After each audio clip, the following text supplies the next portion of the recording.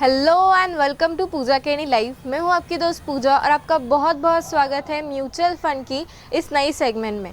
यहां पर हम म्यूचुअल फ़ंड रिलेटेड इन्वेस्टमेंट्स को समझेंगे और सीखेंगे। तो दोस्तों, अगर आपको ये वीडियो पसंद आए इसे लाइक करिएगा और अगर आप मेरे चैनल पर नए हैं तो please hit the subscribe button and bell icon, जिससे हर लेटेस्ट वीडियो की नोटिफिकेशन आपको सबसे पहले मिल जाएंगे।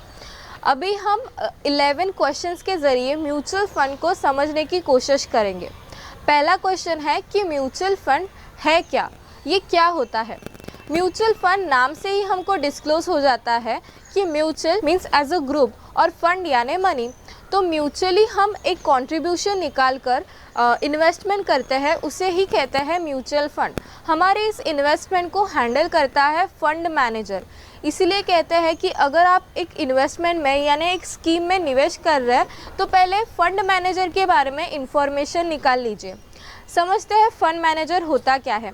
एग्जाम्पल के लिए लीजिए कि आपको ए पोजीशन से बी पोजीशन तक जाना है और आपके पास गाड़ी नहीं है और ड्राइविंग की स्किल भी नहीं है, और आपके जैसे ही दूसरे लोग हैं जिन्हें सिमिलर डिस्टेंस को कवर करना है, उनके पास भी गाड़ी नहीं है और ड्राइविंग की स्किल भी नहीं है। तो एक स्किल्ड पर्सन यानी ड्राइवर आपके पास आता है, आपको कहता है कि आप मेरी गाड़ी में बैठिए, मतलब आपका जो ग्रुप है वो आपको ए पोजीशन से बी पोजीशन तक छोड़ देगा एक मिनिमम चार्जेस के ऊपर।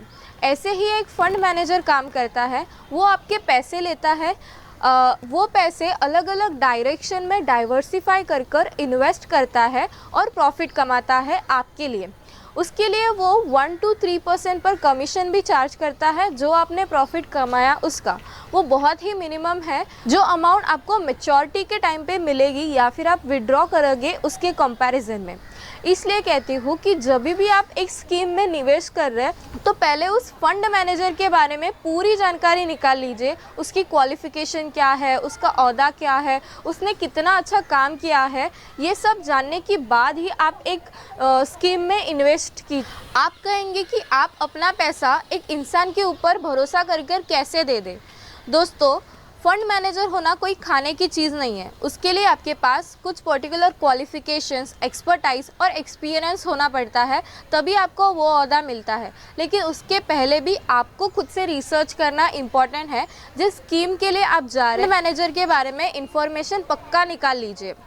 सेकेंड क्वेश्चन है कि म्यूचुअल फंड में इन्वेस्टमेंट कैसे करें, किसके थ्रू करें या कहाँ करें। इसके अलग अलग ऑप्शंस है यानी सॉल्यूशन है जिसके ज़रिए आप इन्वेस्टमेंट कर सकते हैं। पहला तो ये कि अगर आप शेयर मार्केट में एक्टिव इन्वेस्टर है यानी आपके पास डीमेट और ट्रेडिंग अकाउंट है, तो आप अपने ब्रोकर के थ्रू ही किसी भी म्यूचुअल फंड में इन्वेस्टमेंट कर सकते हैं। सेकेंड ऑप्शन ये कि आपकी जहाँ पर सेविंग बैंक अकाउंट है उस बैंक के साथ आप म्यूचुअल फंड एसोसिएटेड जो हाउसेस होते हैं उनके बारे में जानकारी लेकर उनके थ्रू भी म्यूचुअल फंड में इन्वेस्टमेंट कर सकते हैं। थर्ड ऑप्शन ये कि म्यूचुअल फंड के जो हाउसेस होते हैं उनके ऑफिस में जाकर आप अलग अलग म्यूचुअल फंड स्कीम्स को वेरीफाई कर कर उनके थ्रू डायरेक्टली आप म्यूचुअल फंड में इन्वेस्ट कर सकते हैं, जिसका आपको ब्रोकरेज नहीं देना पड़ेगा किसी को भी, आपका डायरेक्टली रिलेशन आ जाएगा उस म्यूचुअल फंड हाउस के साथ। और फोर्थ ऑप्शन ये कि आपके मोबाइल फ़ोन पर अलग अलग ऐप्स के थ्रू भी आप म्यूचुअल फंड में इन्वेस्टमेंट कर सकते हैं। क्वेश्चन नंबर 3, म्यूचुअल फंड से पैसे कब निकाल सकते हैं। देखिए दोस्तों, म्यूचुअल फंड एक ऐसा इन्वेस्टमेंट टाइप है जहां पर आप एक दिन से लेकर मैक्सिमम किसी भी पीरियड तक यानी ईयर्स तक इन्वेस्टेड रह सकते हो। एक दिन से मेरा मतलब है कि लिक्विड फंड, डेब्ट फंड का सब ग्रुप है जहां पर आप एक दिन से लेकर 90 डे तक इन्वेस्टमेंट कर सकते हो। ये ऑप्शन इसलिए भी मुझे पसंद आता है क्योंकि अगर मार्केट में ऐसी सिचुएशन है जहां पर मैं क्लियर नहीं हूं कि मुझे कहां पर इन्वेस्टमेंट करना है और किसे चूज़ करना है, तो मैं अपना पैसा इस लिक्विड फंड में पार्क कर सकती हूं और बाद में जब मेरी क्लैरिटी आ जाएगी तब वो पैसा निकाल कर मैं अपने चॉइस के इन्वेस्टमेंट ऑप्शन को चूज़ कर सकती हूँ।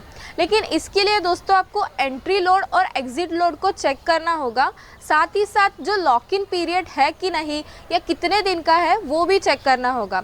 अगर आपने लॉक इन पीरियड से पहले विड्रॉवल कर लिया तो आपको पेनल्टी भी लग सकती है, तो वो सब चेक करने के बाद ही आप किसी भी स्कीम में इन्वेस्टमेंट करें। क्वेश्चन नंबर 4, म्यूचुअल फंड से पैसे कैसे निकालें।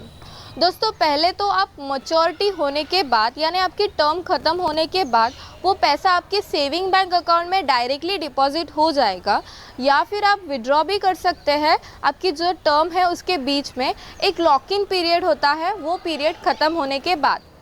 तो आप सिंपली अपने मोबाइल फ़ोन से डायरेक्शन दे सकते हैं अपने ब्रोकर को कि मुझे अभी विड्रॉ करना है अमाउंट या फिर यूनिट्स, आप किसी भी तरह रिडीम्शन कर सकते हो। ये उतना ही इजी है जितना हम अमेज़ॉन या फ्लिपकार्ट पे एक ऑर्डर प्लेस करते हैं। Question number 5 and most common question is mutual fund SIP क्या है। SIP यानी सिस्टमेटिक इन्वेस्टमेंट प्लान। देखिए दोस्तों, छोटे मोटे इन्वेस्टर्स, हम जैसे लोग जो एक सेविंग की हैबिट डेवलप करना चाहते हैं, उनके लिए SIP बेस्ट ऑप्शन है। यहाँ पर हम महीने भर में या फिर क्वार्टरली या हाफ ईयरली एक अमाउंट जो फिक्स्ड होती है वो अपने बैंक से डायरेक्टली म्यूचुअल फंड में इन्वेस्ट कर सकते हैं, जिसके लिए हमें कुछ एफर्ट्स लेने की ज़रूरत नहीं है। फर्स्ट इंस्टॉलमेंट के टाइम पर हमें सिर्फ एक कैंसिल चेक भरना पड़ता है अपने सेविंग बैंक अकाउंट से, जिससे हर महीना वो इंस्टॉलमेंट यानी प्रीमियम जाने वाली है। ये इन्वेस्टमेंट ऑप्शन बहुत ही ज़्यादा बेहतरीन है क्योंकि यहाँ पर हमको एवरेजिंग का बेनिफिट मिलता है। SIP में इन्वेस्ट करने के लिए आप 500 जितनी स्मॉल अमाउंट भी ले सकते हैं और मैक्सिमम आपके ऊपर डिपेंड करता है। देखिए दोस्तों, अगर आपको कुछ फ्यूचर में करना है, आपका कुछ गोल है, तो उसके लिए आप करंट में प्लान कर सकते हो SIP कैलकुलेटर से। यही है हमारा क्वेश्चन नंबर 6, जहाँ हम सीखेंगे कि SIP कैलकुलेट कैसे करते हैं। अगर आपको फ्यूचर में X अमाउंट चाहिए तो आपको करंट पोजीशन में यानी इस समय आपको कितना प्रीमियम भरना चाहिए SIP में, वो आपको पता चल सकता है। देखिए, SIP से हमें 16 to 20% रिटर्न मिलता है डिपेंडिंग अपॉन मार्केट सिचुएशन। वो लाइन तो आपने सुनी होगी, investment in securities are subjected to market risk. Question number 7, investment कैसे बंद करें, यानी आपका जो प्रीमियम जा रहा है उसको कैसे रोकें। ये बहुत ही इजी है। आप अपने ब्रोकर के पास जाकर 2 फॉर्म फिलअप करेंगे, जिस पे आपको सिर्फ सिग्नेचर करना है और ब्रोकर आपका काम कर देगा। या फिर आपने जिस मोबाइल एप्लीकेशन से इन्वेस्टमेंट करी है उस एप्लीकेशन में भी आपको रिडेम्पशन का ऑप्शन होगा, साथ ही इन्वेस्टमेंट को बंद करने का भी ऑप्शन दिया होगा। तो ये बहुत ही इजी है, कोई कचकच नहीं है, कोई मगजमारी नहीं है, आप इसे कंसिडर ज़रूर करिए। क्वेश्चन नंबर 8, और ये बहुत ही इंपॉर्टेंट क्वेश्चन है कि म्यूचुअल फंड सही है या शेयर मार्केट इन्वेस्टमेंट सही है। Depending upon investors point of view, अगर आप उतना टाइम अलॉट कर सकते हैं, टाइम अलॉट करने से भी ज़्यादा अगर आप उतने एंथुजियास्टिक हैं मनी रिलेटेड फाइनेंशियल टर्म से, तो आप शेयर मार्केट को प्रेफरेंस देंगे खुद से ही, मुझे बताने की ज़रूरत नहीं पड़ेगी। लेकिन आप एक अगर बिगनर है और आपका अमाउंट भी छोटा है और आप टाइम लगाना चाहते हो वो लर्निंग प्रोसेस में, तो आप म्यूचुअल फंड पर शिफ्ट करिए फ़िलहाल के लिए और इन्वेस्टमेंट में अपना कदम रखिए। देखिए दोस्तों, रिस्क और रिवॉर्ड का डायरेक्ट रिलेशन होता है।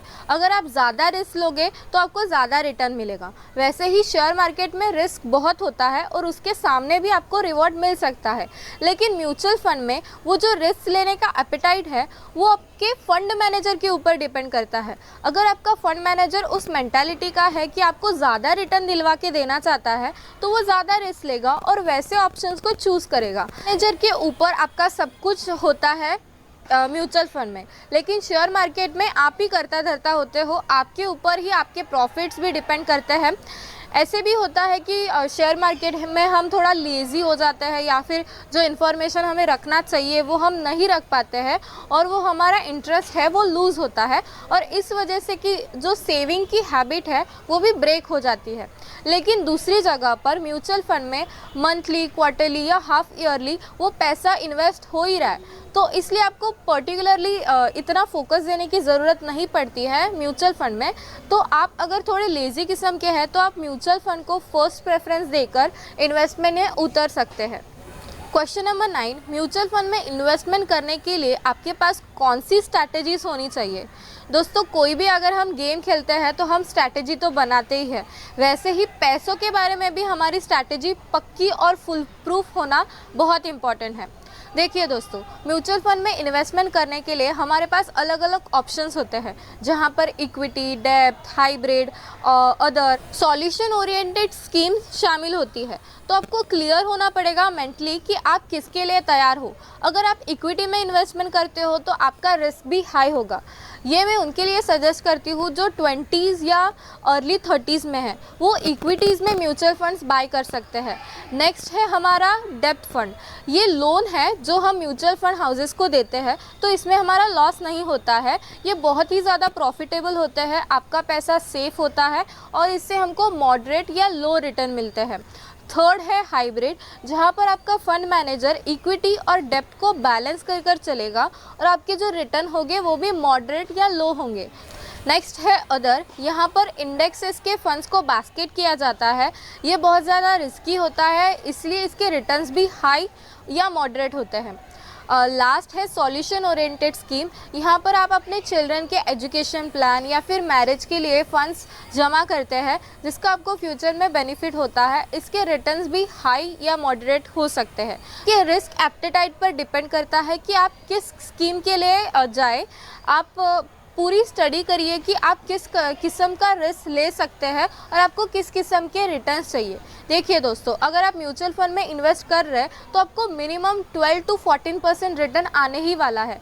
लेकिन अगर आप प्री प्लान हो कि आपको कितने साल बाद उस अमाउंट की ज़रूरत पड़ेगी, तो आप अपने प्रॉफिट को और भी ज़्यादा बढ़ा सकते हैं या मल्टीप्लाई कर सकते हैं। So be prepared before investing in any scheme. Question number 10, mutual fund apps के बारे में मैं आपको बताना चाहती हूँ। देखिए दोस्तों, अलग अलग प्रोफेशनल्स अलग अलग ऐप्स को सजेस्ट करते हैं, लेकिन मैं चाहूँगी कि आप पर्सनली सारे ऐप्स को स्टडी करिए, जानिए उनके बारे में, उनके रिव्यूज़ को पढ़िए, जिन्होंने उस ऐप को यूज़ किया है उनके साथ बात करिए, उनका एक्सपीरियंस देखिए क्या है और बाद में फ़ाइनल कीजिए कि आप कौन से ऐप के साथ जा सकते हैं। मार्केट में बहुत सारे ऐप्स हैं और उनके नाम भी बहुत अच्छे हैं, जैसे कि स्मॉल केसेस हो गया, ग्रो ऐप हो गया। अभी तो ब्रोकर्स भी अपने क्लाइंट्स को फ्री में म्यूचुअल फंड बाय करने के लिए प्लेटफॉर्म देते हैं, जिसमें ज़ीरोधा भी शामिल है। आई होप आपको वीडियो समझ आया हो। अगर आपको कोई डाउट है तो ask me in comment section. I will definitely reply in comments also and in next video also. So please ask whatever you feel about my thoughts and whatever your comment regarding this topic mutual fund, और आप क्या सोचते हैं share market mutual fund के बारे में, वो भी मुझे बताइए। मैं बहुत ही ज़्यादा इंटरेस्टेड हूँ आपकी सोच जानने के लिए। अगर आपको ये वीडियो पसंद आए तो प्लीज़ इसे लाइक करिए, share it with your friends, family, relatives, everyone.